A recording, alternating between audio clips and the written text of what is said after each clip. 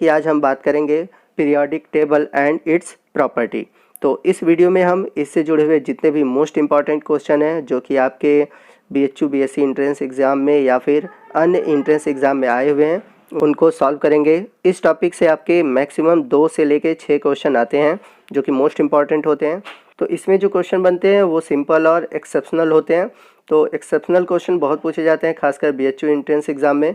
तो आप BHU entrance exam के पॉइंट ऑफ व्यू से देखें तो मोस्ट इम्पॉर्टेंट क्वेश्चन इससे बनते हैं और एक्सेप्शनल क्वेश्चन ज़्यादा पूछे जाते हैं। तो इसमें जो मैं क्वेश्चन बता रहा हूँ वो ज़रूरी नहीं कि वो क्वेश्चन आए, हो सकता है इससे मिलता जुलता क्वेश्चन आ जाए। तो आप मेरे क्वेश्चन बताने का जो पैटर्न है उसको समझिए और जो पैटर्न अच्छा लगता है उसको नोट करते चलिए और बार बार नोट्स का रिवीजन करते चलिए ताकि जितने भी आपके कॉन्सेप्ट है चैप्टर वाइज वो क्लियर होते चले और आप एग्ज़ाम की अच्छी तरह से तैयारी कर सकें। तो हम लोग देखते हैं फर्स्ट क्वेश्चन के बारे में। तो हमारा फर्स्ट क्वेश्चन है, निम्न में कौन सा आयन जल में सर्वाधिक विलय हाइड्रोक्साइड बनाएगा? तो विच of the following ions will form most soluble hydroxy in water? तो हम सभी जानते हैं कि जो फर्स्ट ए ग्रुप है और सेकेंड ए ग्रुप है उसमें जो एलिमेंट्स पाए जाते हैं उनको हम क्षार धातु कहते हैं। तो फर्स्ट ए को बोलते हैं क्षार धातु और सेकेंड ए को बोलते हैं मृदा क्षार धातु। और दोनों ही ग्रुप के जो एलिमेंट होते हैं वो S ब्लॉक के एलिमेंट होते हैं, यानी कि जो इनका आखिरी इलेक्ट्रॉन होता है वो S ब्लॉक में भरता है। तो जो फर्स्ट ए ग्रुप के एलिमेंट हैं उनका S ब्लॉक में 1 इलेक्ट्रॉन होता है और जो सेकेंड ए के हैं उनमें S ब्लॉक में 2 इलेक्ट्रॉन होते हैं। तो जब भी हम S ब्लॉक में ऊपर से नीचे आते हैं तो इनकी जो क्षारकता होती है बहुत अधिक होती है, यानी कि ऊपर वाले तत्व की क्षारकता कम होती है और नीचे वाले तत्व की क्षारकता अधिक होती है।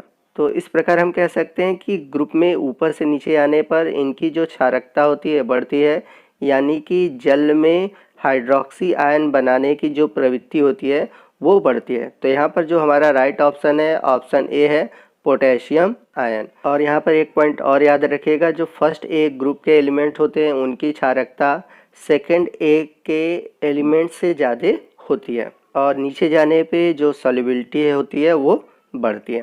तो यहाँ पर हमने आपको एक्सप्लेन कर दिया है।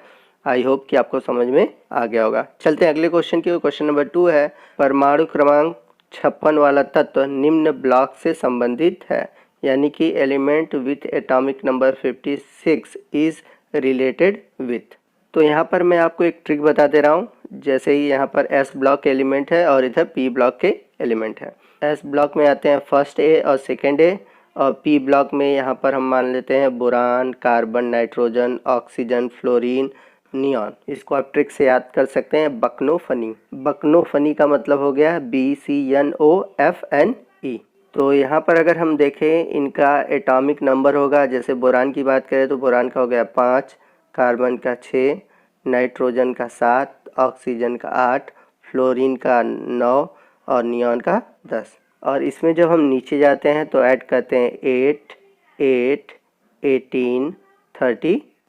तो आप इस नंबर को जोड़ दें तो इसमें जो नंबर होगा वो P ब्लॉक का एलिमेंट होगा। वही हम बात करें S ब्लॉक के एलिमेंट की, तो जब हम S ब्लॉक में नीचे की ओर जाते हैं तो उसमें ऐड करते हैं 8, 8, 18, 18, 32।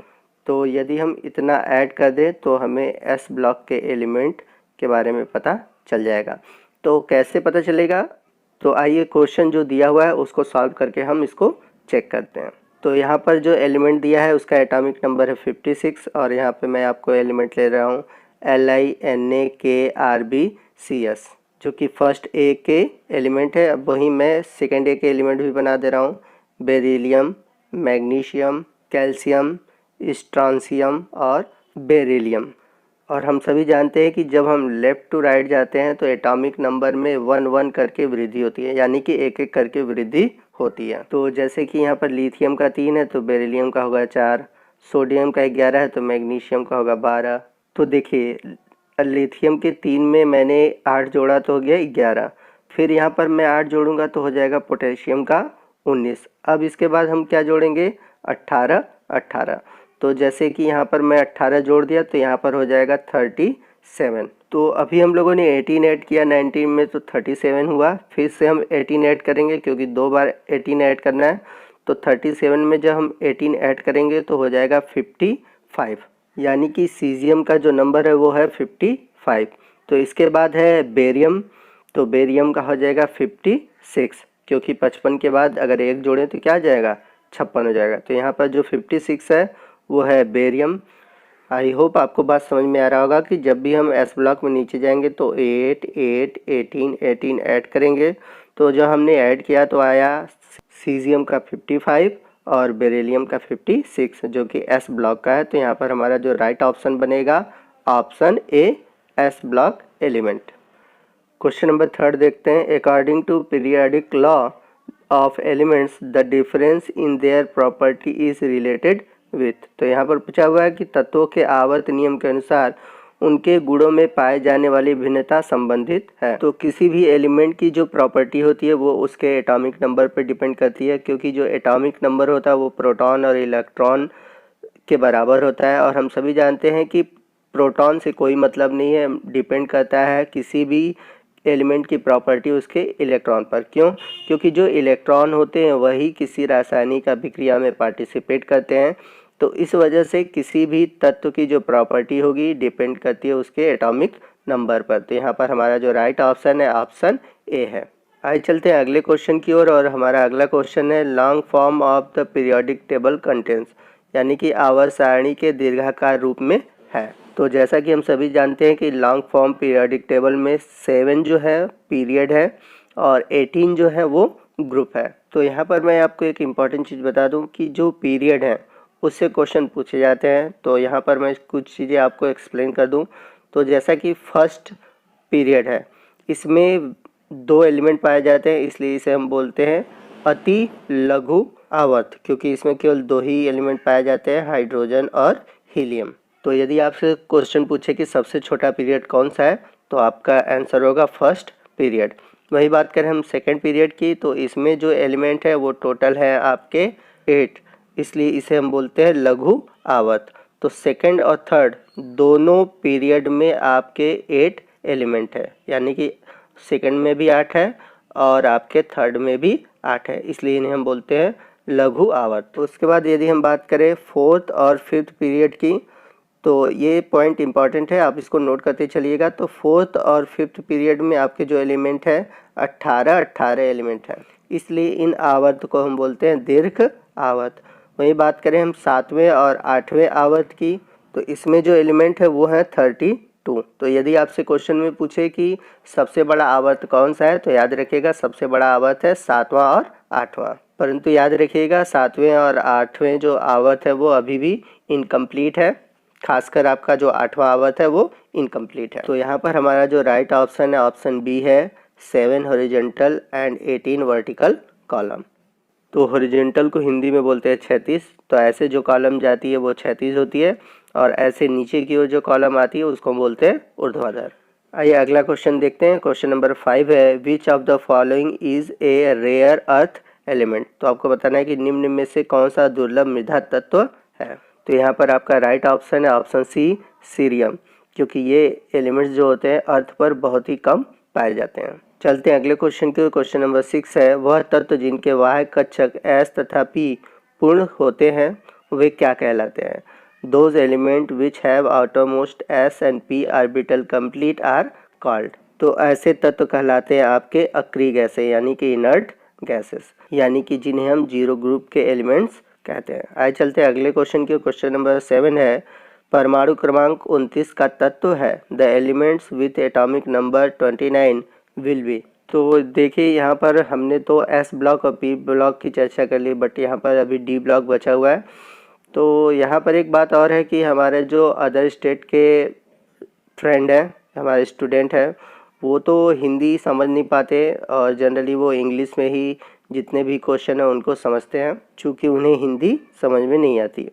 तो इसलिए मुझे वीडियो हिंदी और इंग्लिश दोनों में डालना होता है, और आपकी डिमांड भी होती है कि सर आप वीडियो हिंदी और इंग्लिश दोनों में डालिए। तो चलते हैं क्वेश्चन की ओर। तो जो डी ब्लॉक के एलिमेंट्स हैं, तो आपको यहाँ से आप याद कर लिए कि 21 से लेके जो 30 तक के तत्व हैं वो आपके आते हैं डी ब्लॉक के एलिमेंट में, और इसको बोलते हैं हम 3D सीरीज। और यदि मैं यहाँ पर बात करूँ, इसी में आपके एटॉमिक नंबर 39 से लेकर 48 तक ये आती है 4D सीरीज़ में, आप इसको भी याद कर लें। और इसके बाद अगर हम बात करें आपके 57, फिर उसके बाद है 72 से लेकर आपके 80 तक, यानी कि मर्क्यूरी यानी कि Hg तक, तो ये आते हैं आपके 5D सीरीज़ में। ये आपके हैं डी ब्लॉक के एलिमेंट, आप इसको याद कर लें और इससे याद किए रहेंगे तो आप जितने भी क्वेश्चन हैं आप इजीली उनको सॉल्व कर पाएंगे। तो जैसा कि मैंने बताया कि आपका 3D सीरीज़ है, ये 4D सीरीज़ है और ये 5D सीरीज़ है। तो यहाँ पर आप देख सकते हैं कि जो हमारा क्वेश्चन दिया हुआ है परमाणु क्रमांक 29 का तत्व होगा, तो ये किस में आएगा आपका 21 से लेकर मैंने बताया था 30 तक आते हैं या 3D में, एक तरह से हम कह सकते हैं डी ब्लॉक का है। तो यहाँ पर हमारा जो राइट ऑप्शन बनेगा ऑप्शन सी है, डी ब्लॉक एलिमेंट, और ये एलिमेंट कौन सा है, कॉपर। आइए चलते हैं अगले क्वेश्चन की ओर। और अगला क्वेश्चन है एक तत्व का इलेक्ट्रॉनिक विन्यास 1s2 2s2 2p6 3s2 3p6 3d5 4s1 है, तो वह तत्व संबंधित है। तो यहाँ पर आप देख रहे हैं कि लास्ट इलेक्ट्रॉन 4s1 में जा रहा है, तो आप सोचेंगे कि ये s ब्लॉक का एलिमेंट है, बट नहीं, ऐसा नहीं होता। तो इस तरह के क्वेश्चन में हम n+l के रूल को फॉलो करेंगे, जिसमें n+l की वैल्यू अधिक होगी लास्ट इलेक्ट्रॉन उसी में जाएगा। तो यदि हम देखें 3D में, तो 3D के लिए जो n+l की वैल्यू होगी, n के लिए हो गया 3 और d के लिए वैल्यू हो जाएगा आपका 2, क्योंकि हम जानते हैं कि s के लिए l का मान होता है 0, p के लिए होता है 1 और d के लिए होता है 2। तो यहाँ पर 3D के लिए जो वैल्यू आएगी n+l की वो आएगी आपकी 5, जबकि 4s की बात करें तो 4 + 0 = आएगा 4। तो यहाँ पर सबसे अधिक जो n+l की वैल्यू आ रही है वो आ रही है 3D के लिए, तो ये डी ब्लॉक का एलिमेंट है, यानी कि जो लास्ट इलेक्ट्रॉन भरेगा वो डी ब्लॉक में भरेगा। आइए देखते हैं अगला क्वेश्चन। और हमारा अगला क्वेश्चन है निम्न में से कौन सा तत्व अत्यधिक विद्युत धनात्मक है। तो यहाँ पर जो राइट ऑप्शन बनेगा, हमारा राइट ऑप्शन है बी, मैग्नीशियम, क्योंकि इसके बारे में मैंने पीछे बता रखा है। क्वेश्चन नंबर 10 है आवर्त सारणी में अधिकतम यौगिक बनाने वाले तत्व का नाम बताइए। तो सबसे अधिक यौगिक बनाने वाला जो हमारा एलिमेंट है वो है कार्बन, क्योंकि जो कार्बन की कैटिनेशन प्रॉपर्टी होती है वो सबसे अधिक होती है, और इसकी वजह है यहाँ पर बॉन्ड एनर्जी। तो जो कार्बन है, कार्बन की जो बॉन्ड एनर्जी है वो सबसे ज़्यादा होती है। यहाँ पर एक ट्रिक है, मैं आपको बता देता हूँ। का सी सपने मतलब कार्बन, सिलिकॉन, सल्फर, फास्फोरस और नाइट्रोजन। तो यहाँ पर जो कार्बन है, कार्बन की जो बॉन्ड एनर्जी सबसे अधिक होने के कारण इसके जो कंपाउंड होते हैं वो सबसे अधिक पाए जाते हैं। तो यहाँ पर जो हमारा राइट होगा ऑप्शन वो क्वेश्चन नंबर 11 है 5th आवर्त में उपस्थित तत्वों की संख्या बताइए। तो जैसा कि मैंने पिछले पार्ट में आपको बता रखा है सभी पीरियड में कितने एलिमेंट्स होते हैं, तो यहाँ पर राइट ऑप्शन है ऑप्शन 1, 18 एलिमेंट, यानी कि जो 5वां आवर्त है उसमें 18 तत्व पाए जाते हैं। आइए चलते हैं अगले क्वेश्चन की ओर। क्वेश्चन नंबर 12 है in a period the valency of element with respect to oxygen, यानी कि किसी आवर्त में तत्व की संयोजकता ऑक्सीजन के सापेक्ष आपको बतानी है, क्या होता है, बढ़ता है, घटता है, आपको ये ऑप्शन चूज़ करना है। यदि हम फर्स्ट ग्रुप से लेकर 7 ग्रुप की ओर चलें तो ऑक्सीजन के सापेक्ष जो वैलेंसी होती है वो इंक्रीज़ करती है, वो कॉन्टीन्यूसली इंक्रीज़ करती है। बट वही अगर हम हाइड्रोजन के सापेक्ष चलें तो फर्स्ट ए से लेकर 4th ए तक ये कंटिन्यूस इंक्रीज़ करता है, यानी कि बढ़ता है।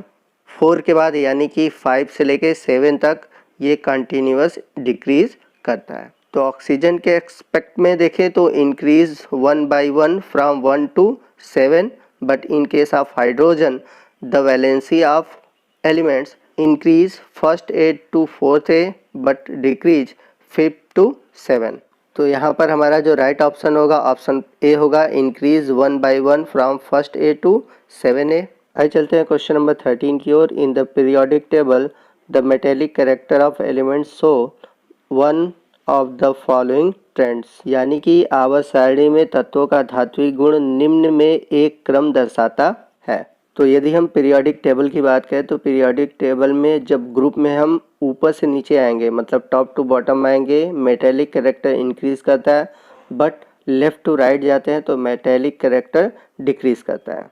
तो यहाँ पर हमारा राइट ऑप्शन होगा option B, increase down to the group and decrease across the period, यानी कि समूह में नीचे की ओर बढ़ता है और आवर्त में बाएं से दाएं जाने पर घटता है।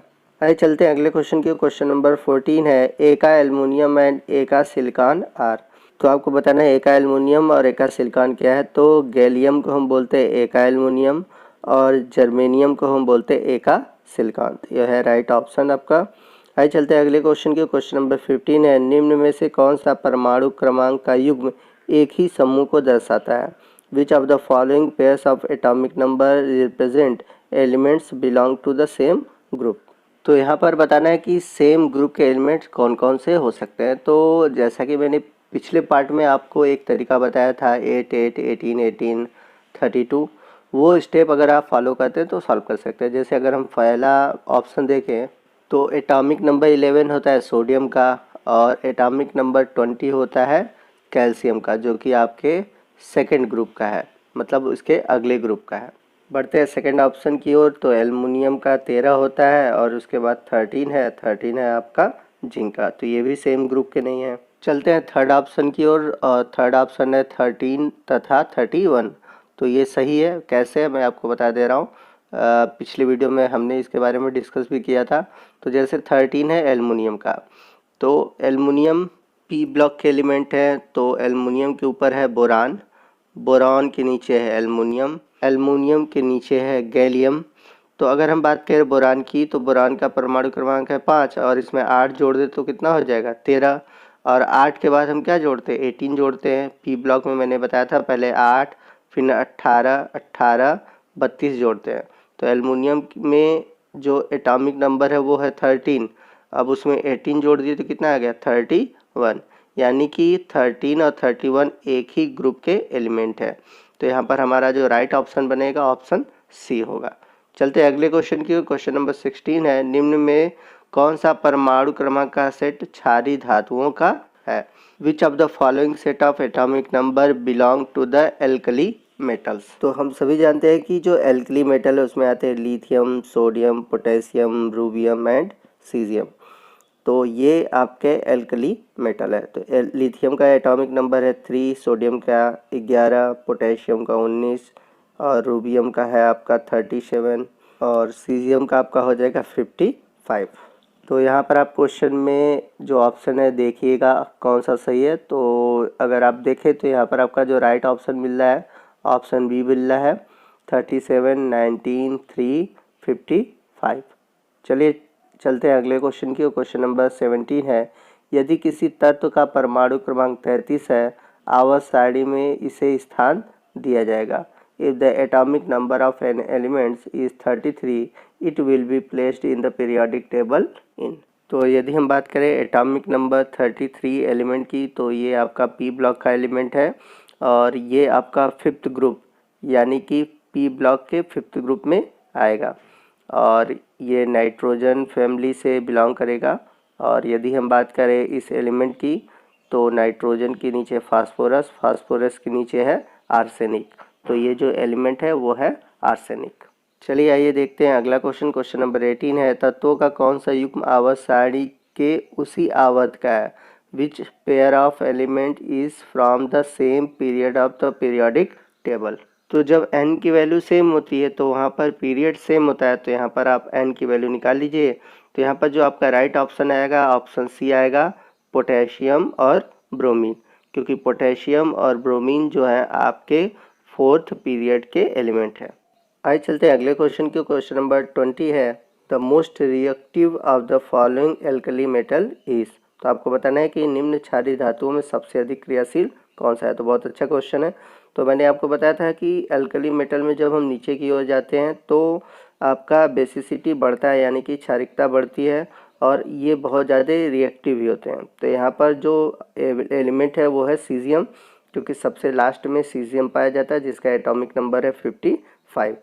तो जितने भी एल्कली मेटल हैं उनमें सबसे जो रिएक्टिव होता है वो सीजियम होता है। आइए चलते हैं क्वेश्चन नंबर 21 की ओर। The correct order of acidic strength of CO2, CuO, CaO and H2O। तो बात करें हम एसिडिक स्ट्रेंथ की, तो जो एसिडिक स्ट्रेंथ है वो डिपेंड करता है ऑक्सीडेशन नंबर पर, और यदि ऑक्सीडेशन नंबर सेम है तो डिपेंड करता है नंबर ऑफ ऑक्सीजन पर, और नंबर ऑफ ऑक्सीजन सेम है तो हम देखते हैं एटम की इलेक्ट्रोनेगेटिविटी। तो जो एसिडिक स्ट्रेंथ है वो डिपेंड करती है इन 3 फैक्टर पर। तो इसमें देखिएगा दोनों फैक्टर काम करता है। यदि हम बात करें CO2 की, रीज़न क्या है कि CO2 में नंबर ऑफ ऑक्सीजन अधिक है। अब इसके बाद नंबर आएगा H2O की, क्योंकि इसमें जो हाइड्रोजन है वो एक नॉन मेटल है। अब हम बात करेंगे CaO और CuO में। तो यहाँ पर जो CuO है, तो CuO में Cu की जो प्रॉपर्टी है अधिक एसिडिक होगी, जबकि कैल्शियम की जो प्रॉपर्टी होती है वो बेसिक होती है। तो इस हिसाब से हमारा जो सही आंसर है वो ऑप्शन ए है। तो यहाँ पर आपको अम्लीयता का जो प्रबलता है उसका बढ़ता हुआ क्रम बताना है। तो यहाँ पर CaO है जो क्षारीय है, जबकि CO2 है जो प्रबल अम्ल है। तो आपका जो सही आंसर है वो ऑप्शन फर्स्ट है। चलते हैं अगले क्वेश्चन की। क्वेश्चन नंबर 22 है, निम्नलिखित में सबसे दुर्बल क्षार है, weakest alkali among the following is. तो ऑप्शन में आपको बताना है कि जो सबसे दुर्बल क्षार है वो कौन सा है।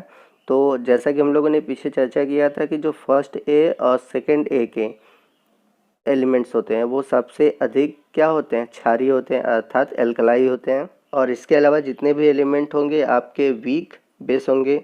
तो यहाँ पर A, B और C जो ऑप्शन है आपके फर्स्ट ग्रुप और सेकंड ग्रुप से हैं, जबकि जो D वाला ऑप्शन है आपके इन ग्रुप में नहीं है। तो यहाँ पर राइट ऑप्शन है ऑप्शन डी। क्वेश्चन नंबर 23 है, the correct order of acidic strength is. तो आपको बताना है कि अम्लीय तीव्रता का सही क्रम कौन सा है। तो यहाँ पर जो राइट ऑप्शन है ऑप्शन फर्स्ट है। और पूरे पीरियोडिक टेबल में जो Cl2O7 है मोर एसिडिक ऑक्साइड होता है। तो याद रखिएगा ये क्वेश्चन बहुत बार पूछा गया है कि सबसे अधिक आवर्त सारणी में कौन सा मोर एसिडिक है। तो आपका है Cl2O7। और सबसे अधिक क्षारी कौन सा है, तो आपका होगा सीजियम का ऑक्साइड CS2O। चलते हैं अगले क्वेश्चन की। क्वेश्चन नंबर 24 है, क्षारीय मृद धातुओं की तुलना में क्षारीय धातुएं प्रदर्शित करती हैं। तो यहाँ पर कंपेयर करना है हमें कि एल्कली अर्थ मेटल और एल्कली मेटल में। तो अगर हम बात करें यहाँ पर फर्स्ट ए ग्रुप की, तो फर्स्ट ए ग्रुप की जो आयनाइजेशन एनर्जी होती है वो सबसे कम होती है, यानी कि सेकेंड ए की जो होती है फर्स्ट ए से अधिक होती है। तो यहाँ पर अगर हम ऑप्शन देखें तो ऑप्शन में देखेंगे तो सबसे कम जो लो आयनाइजेशन एनर्जी है ऑप्शन डी होगा। तो यहाँ पर हम ऑप्शन डी करेंगे। और सबसे कम आवर्त सारणी में सीजियम की। तो ऑप्शन के अकॉर्डिंग हमें क्योंकि एल्कली और एल्कली अर्थ मेटल में कंपेयर करना है, तो यहाँ पर हमारा जो राइट ऑप्शन होगा ऑप्शन डी होगा। चलते हैं क्वेश्चन नंबर 25 की ओर। The decreasing order of basicity of oxides is. तो यहाँ पर हमारा जो राइट ऑप्शन है ऑप्शन ए है। सोडियम का जो ऑक्साइड है वो मोर बेसिक है, और जो आपका कॉपर का जो ऑक्साइड है वो लेस बेसिक है। आइए चलते हैं अगले क्वेश्चन की। क्वेश्चन नंबर 26 है, the most acidic of the following compound is. तो आपको बताना है निम्नलिखित यौगिकों में सर्वाधिक अम्लीय है। तो मैंने एसिडिक स्ट्रेंथ के लिए आपको एक ट्रिक भी बताया है कि मोर ऑक्सीजन या फिर मोर इलेक्ट्रोनेगेटिविटी अगर ऑक्सीजन सेम है।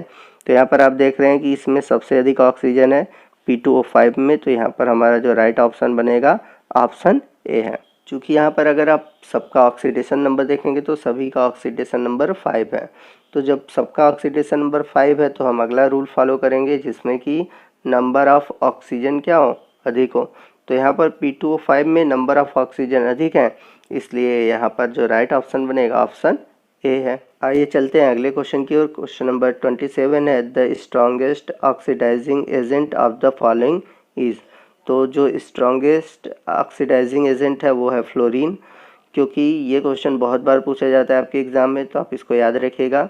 कभी कभी आपको सब में कंपेयर करके देता है।